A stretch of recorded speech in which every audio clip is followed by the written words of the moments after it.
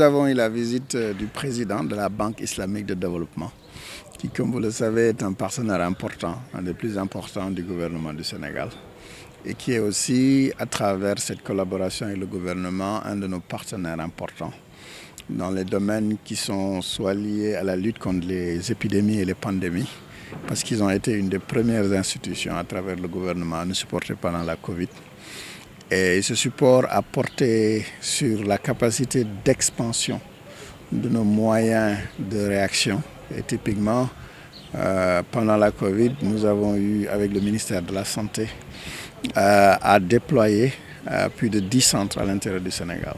Donc la Banque islamique a été un des soutiens bailleurs de cette action, avec d'autres bailleurs. Et l'objectif avait été vraiment de rendre disponibles les centres de test sur l'ensemble du territoire sénégalais pour que les différentes personnes puissent avoir un résultat dans les 24 heures. Une deuxième action qui a été importante est que nous avions travaillé dès le début de la crise sur la disponibilité de tests de diagnostic rapide. Et là aussi, pour augmenter nos capacités qui étaient limitées à l'époque, la Banque islamique a acheté des équipements, a acheté du matériel. Et nous a permis aussi de recruter plus de personnes dans le but de mettre à disposition très rapidement ces tests rapides sur l'ensemble du territoire, mais aussi pour les autres pays en Afrique. Un autre élément important est que la banque travaille avec nous depuis un certain nombre d'années sur les expansions de capacités pour faire plus de vaccins.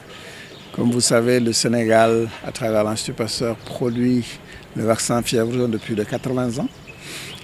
Et depuis quelques années, nous essayons d'augmenter cette production pour la faire passer de 5 millions à 30 millions pour répondre aux besoins du marché qui est en constante pénurie.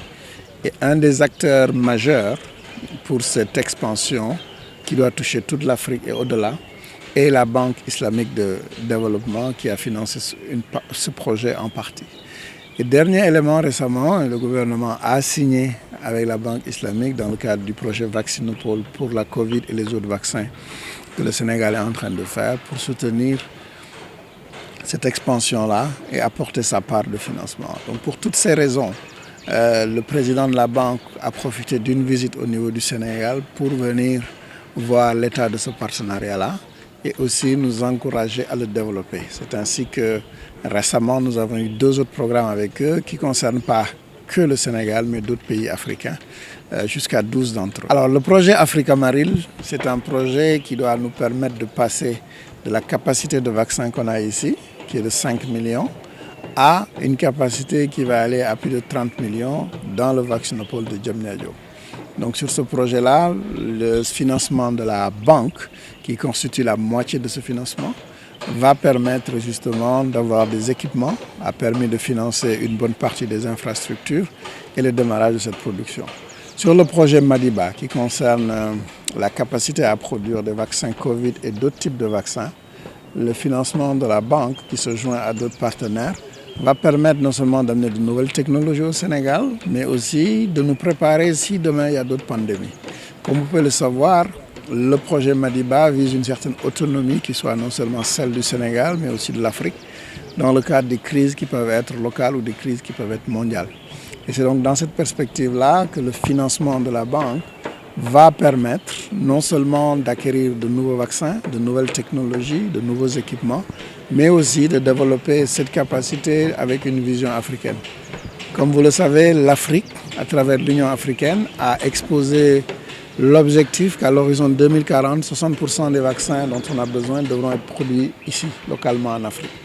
Et un des hubs pour l'Afrique de l'Ouest sera le hub du Sénégal, dans lequel on a le Vaccinopole de l'Institut Pasteur. Le Sénégal aussi a comme objectif, à l'horizon 2035, de produire 50% des produits pharmaceutiques localement. Et le projet Madiba aussi va répondre à cet objectif-là.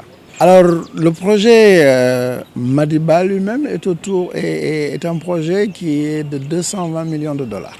Donc, il y a plusieurs partenaires qui le financent. Et on a le projet Africa Maril est un projet de 30 millions de dollars.